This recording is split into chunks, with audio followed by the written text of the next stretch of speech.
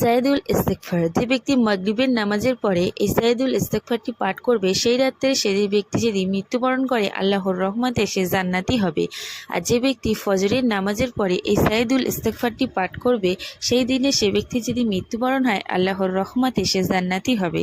আমি এই সাইয়দুল ইস্তেগফারটি ভিডিওর মাধ্যমে ছোট ছোট করে বলার চেষ্টা করব। আশা করি আপনারা এই ভিডিওর মাধ্যমে মুখস্থ করে নেওয়ার চেষ্টা করবেন।